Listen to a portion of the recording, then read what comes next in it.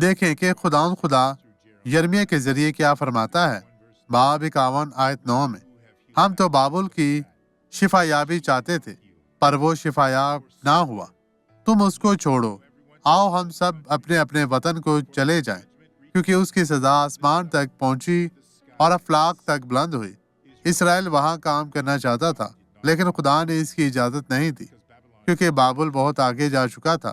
خدا کے بندے پر ظلم نہ کریں، نہ ان سے جھوٹ بولیں، خدا کے خادم کے پاس جانے کی کوشش کریں تاکہ آپ اپنی برکت پا سکیں اور انہیں نقصان نہ پہنچے۔ آئیں اب دعا کریں۔ باپ، میں دعا کرتا ہوں، میں اس شخص کی زندگی میں دشمن کے تمام کاموں کو مفلوج کرتا ہوں۔ بدی اب چلی جا، غائب ہو جا اور کبھی بھی واپس نہ آنا، یسوع کے نام میں۔ اور آپ کہیں آمین۔